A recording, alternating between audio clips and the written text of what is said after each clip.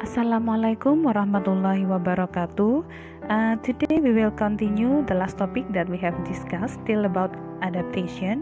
Adaptation part 2. Okay, for the adaptation part 2, we will discuss the adaptation of living thing in extreme temperature and also the adaptation of living thing in breathing in water. Okay. Now let's see the first here, the adaptation for coping with the extreme temperature. Extreme temperature, it's mean very cold or maybe very hot. So we talk about two regions, can be desert or can be polar region. Okay. Now let's see the first here.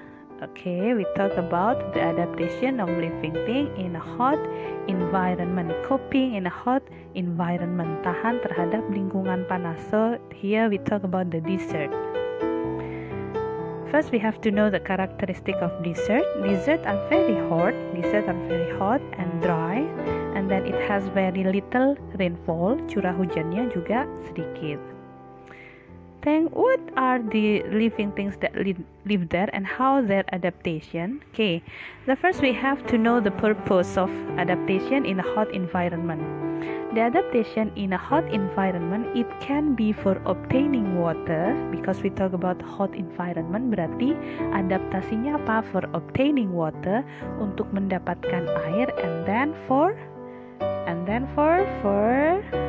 keeping cool, because very hot. So the adaptation in a hot environment, it has two purposes. The first to get water, and then the second to keep the body cool.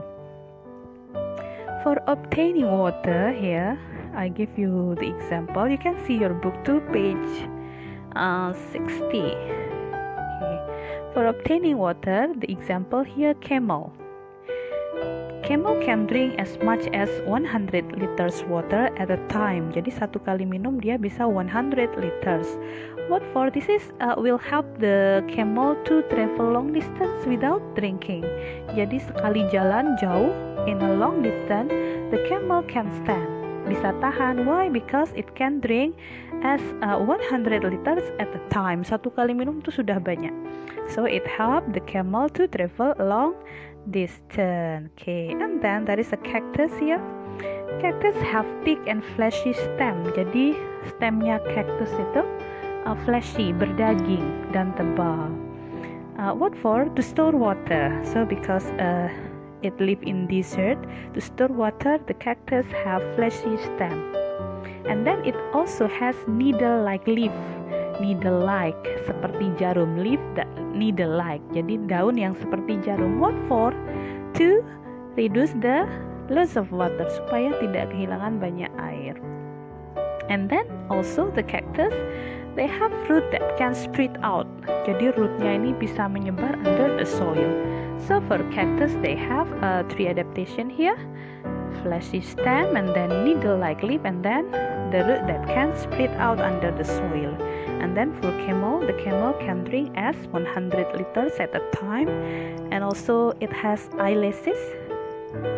Eyelashes, dia juga punya bulu mata that protect from the dust. And then when the camel breathe out, the water vapor trap.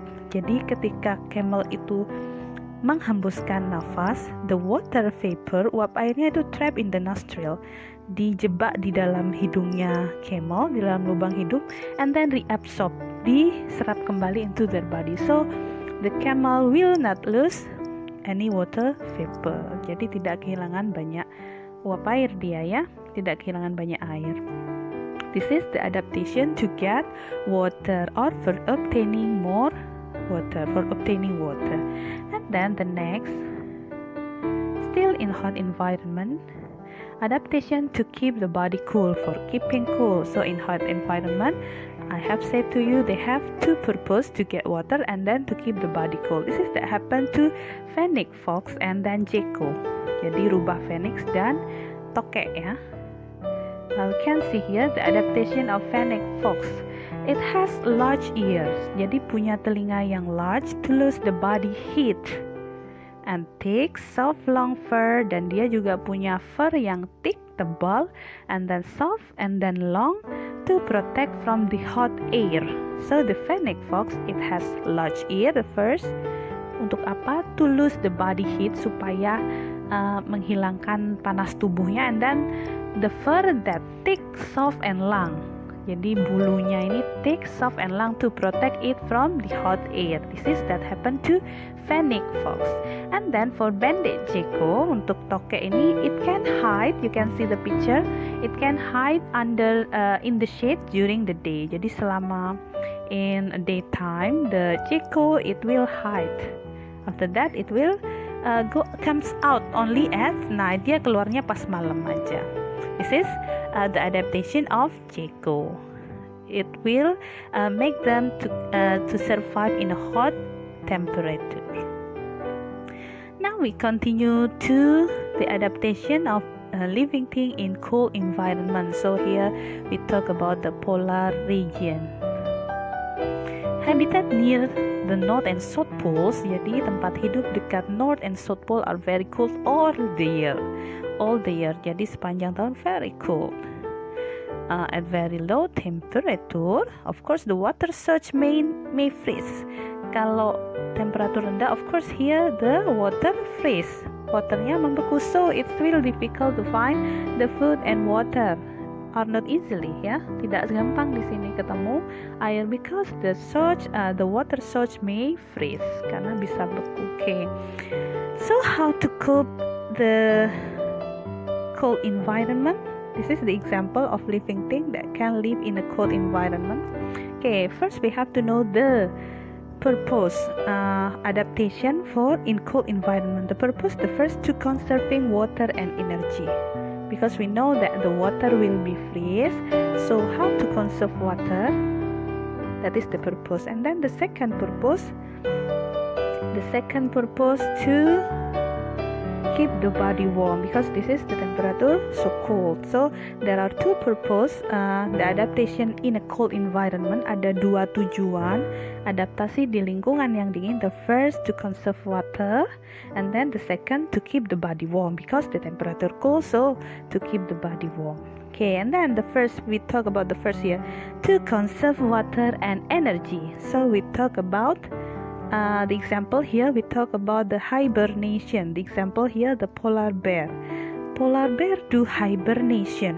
Jadi polar bear ini melakukan hibernasi. What is that?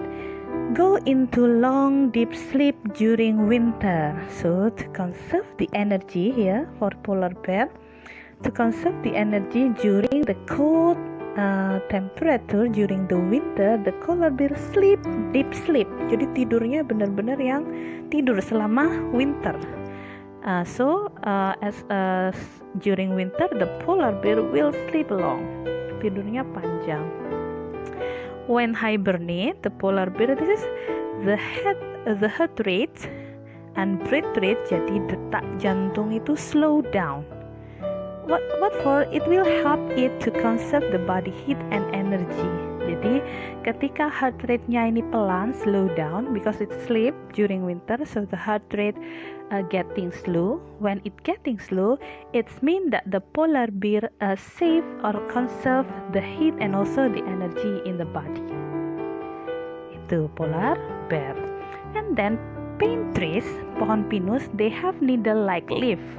Punya daun seperti jarum to reduce water loss, supaya tidak kehilangan banyak air. So just now we know that in a hot environment there is cactus. It also have needle-like leaf, punya daun bentuk jarum. Tapi untuk apa? To reduce the water loss, sama.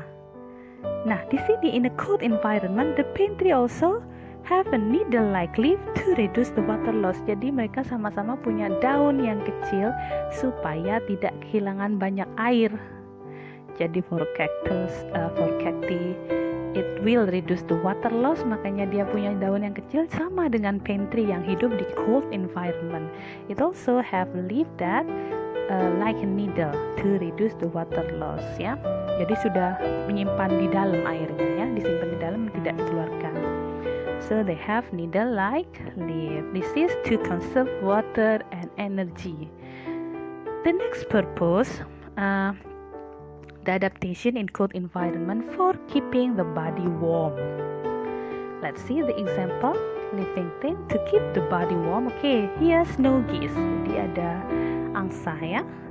Migrate. Nah, angsa itu migrate, pindah to a warmer place. During winter, the geese will move to a warmer place. After that, when the winter has over, they will back. Akan kembali lagi. So this is the adaptation of the geese. When cold weather, the geese will migrate to other place that warmer, and then when winter has over, the geese will back to the environment. And then the penguin have closely packed feather. Jadi penguin itu punya closely packed feather yang penuh, yang banyak, yang full ya. Feathersnya, bulunya penguin itu penuh, banyak. This is to help the body warm, to keep the body warm. And then also the polar bears again here. The polar bear have thick fur and a layer of fat under their skin. Jadi selain punya thick fur, bulu yang tebal, the polar bear also have a layer of fat, lapisan lemak under their skin. This is to cope with the cold environment. The example of animal that do adaptation in the cold environment. This is the picture you can see here.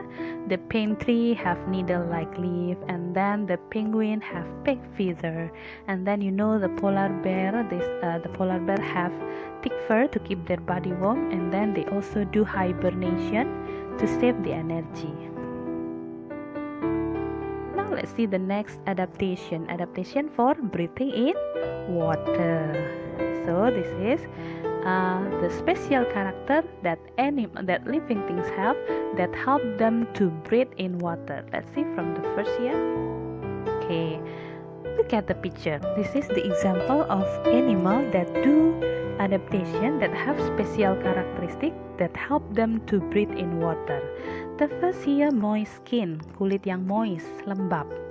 The animals that have moist skin such as frog in the picture, and then also toad, kodok, kemudian ada flatworm, cacing ya, cacing pipih.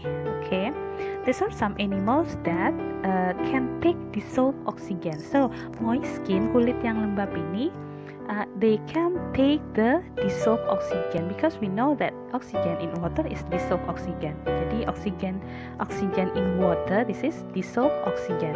Oxygen terlarut. Moist skin can take the dissolved oxygen to help the animal to breathe. The example here, frog.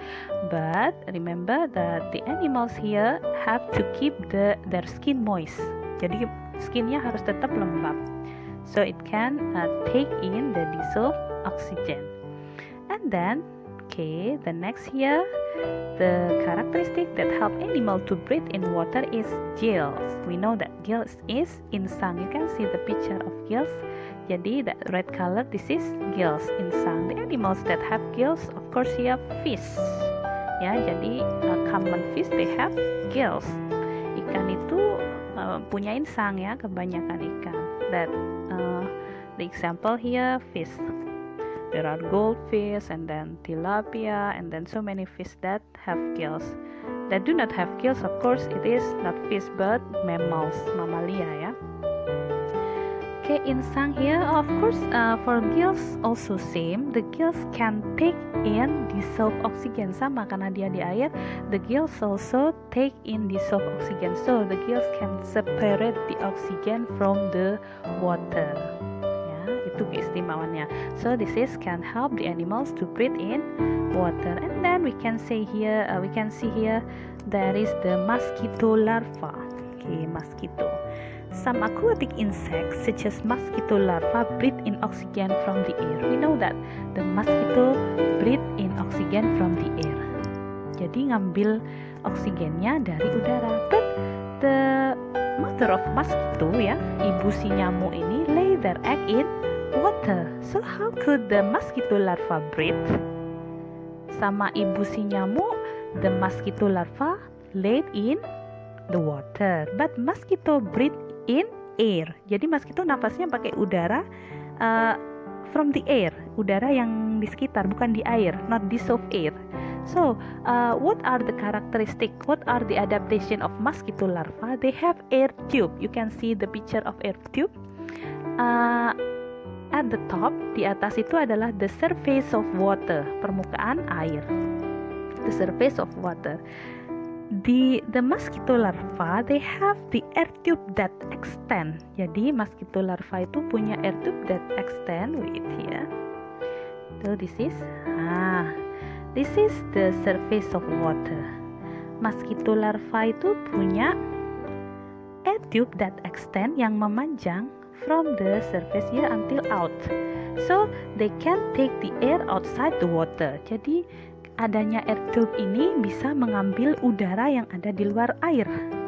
This is the special character of mosquito larva.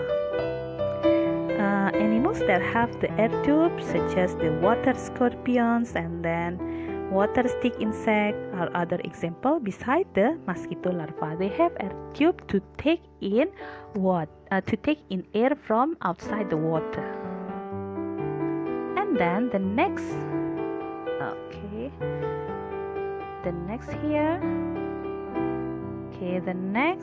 characteristic that special have by animal to help them to breathe in water is air bubbles. The written of bubbles double B ya. Jadi air bubbles, gelembung udara. How, teacher? Look at here. This is the water beetle, kumbang air. The water beetle, this is have special wing and legs. You can see the picture. Wing sama legsnya water beetle ini, they can trap the air bubbles. Bisa menjebak gelembung udara. So it says they can bring the oxygen. So the air bubble can supply the oxygen to the animals underwater. Jadi animals ini bisa membawa oksigen underwater by trapping the air into air bubbles. Jadi seperti kita, we swim underwater but we have to bring oxygen. But for water beetle, they bring oxygen that they're trapped in the air bubbles. Mereka bisa menjebak udara di dalam gelembungnya, so they can breathe underwater. This is the air bubbles of water beetles. And then the next, special nostril, lubang hidung yang spesial. Okay, this is that happen to manatee. Manatee ini it's not a dugong. Ini bukan dugong, it's bigger ya. Ini lebih besar dari bigger.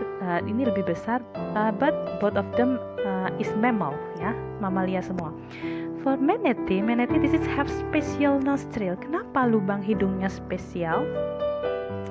Other example beside manatee there is seal, seperti anjing laut juga manatee, kemudian anjing laut. Manatee this is can take oxygen ya. Can take oxygen to the lungs. Okay, but they live in water, so they have special nostril. Spesialnya apa? They can push their nostril. Jadi ketika ada di air in the water, the manatee push their nostril above the water. Jadi yang didorong keluar itu the nostril to take in air. After that, when they swim underwater, the nostril can be closed. Lubang hidungnya bisa ditutup. When the manatee swim underwater, they will close their nostril. But when they want to take the air, they just push the nostril above the water. Jadi cukup didorongkan above the water. This is the special nostril of manatees and also seal. And then the last here, the adaptation for breathing in water is blowholes. Blowholes, lubang sembur ya. This is that have by dolphin. Lumba-lumba. You can see the blowholes here. Blowhole. This is the blowholes. And then this is the special nostril. And then you can see here the air bubble that trapped at the wings and also the legs of beetle. Okay, we back to the blowholes. Lubang sembur. Okay, aquatic mammals such as whales and dolphin, they have blowhole. Di mana? On the top of their head. Okay. So although they are the body underwater, they can take in oxygen by coming up to the water surface. Jadi hampir sama ya.